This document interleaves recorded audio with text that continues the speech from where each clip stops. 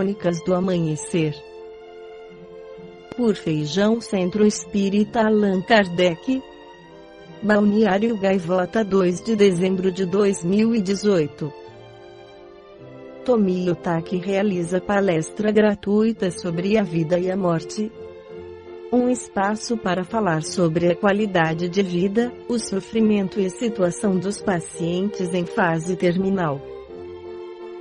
O Hospital Santa Paula realizou dia 23/10, um encontro gratuito com médicas paliativistas e um consultor de desenvolvimento humano para tirar dúvidas sobre o assunto. O evento acontece no Instituto Tomio Otaki, na zona oeste da capital paulista. A ação é uma homenagem ao Dia Mundial de Cuidados Paliativos. A palestra abordará 3 pontos de vista: o paciente em fase terminal, o paciente em sofrimento, mas sem risco de morte, e o ambiente familiar. O conceito de cuidados paliativos está sendo ampliado ao longo dos anos. Antes, o tratamento era entendido apenas como um acompanhamento quando o paciente não tinha alternativa de cura. Agora, a Organização Mundial da Saúde afirma que o monitoramento das necessidades do paciente e o acolhimento à família devem ser feitos a partir do diagnóstico como parte de uma necessidade humanitária urgente para pessoas com doenças graves. Infelizmente, no Brasil, essas terapias ainda são realidade para poucos. Segundo um estudo da Academia Nacional de Cuidados Paliativos, há só 177 equipes especializadas nos mais de 2.000 hospitais com mais de 50 leitos. A médica paliativista Ana Cláudia Quintana Arantes, geriatra e gerontóloga, estará presente. Autora do livro A Morte é um Dia que Vale a Pena Viver, ela foi responsável pela elaboração e implementação das políticas assistenciais em cuidados paliativos e terapia da dor no Hospital Israelita Albert Einstein em 2006. Muitas famílias não sabem lidar com a situação. É muito difícil acompanhar um ente querido à beira da morte. E sob o ponto de vista familiar, o consultor Tom Almeida falará de sua experiência com conversas sinceras, escuta verdadeira e sem julgamento para auxiliar o primo dele a morrer. Após o caso, Tom criou o Cineclube da Morte, com filmes que tratam dessa temática.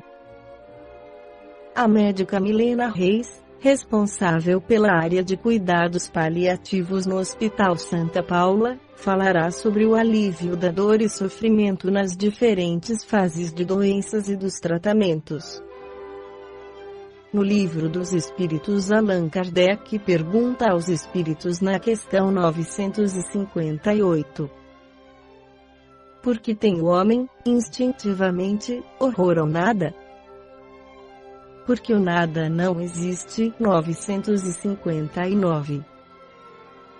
Donde nasce, para o homem, o sentimento instintivo da vida futura?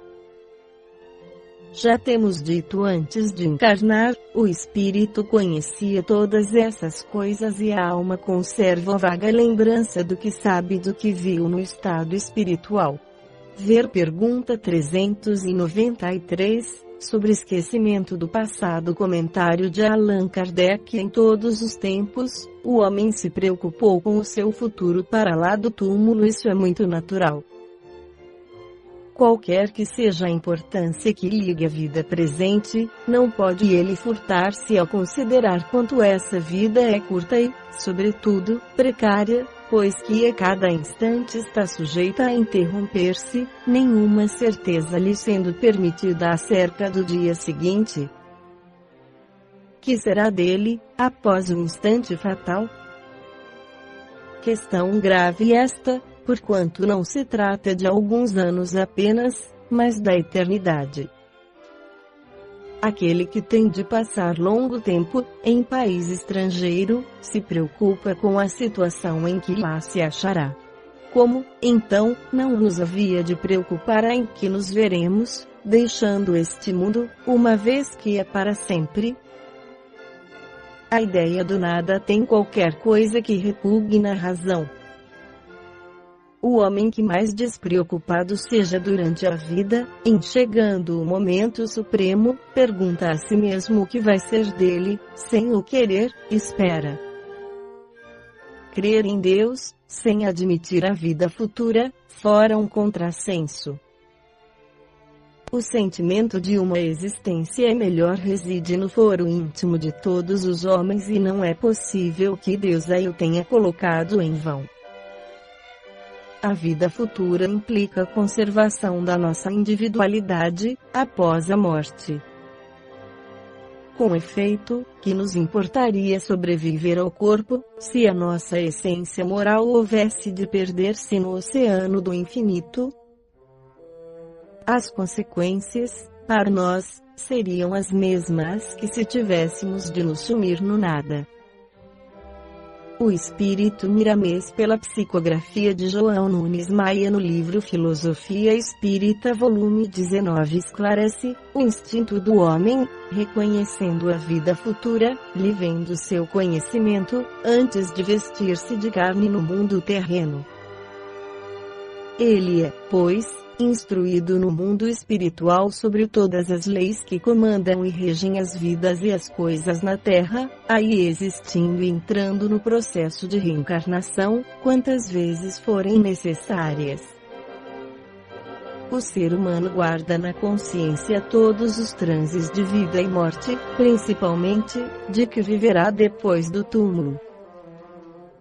Todos têm intuição disso, desde o índio, até o mais civilizado e, ainda mais, todas as religiões e filosofias espirituais estudam esse assunto, mostrando aos seus seguidores que ninguém morre.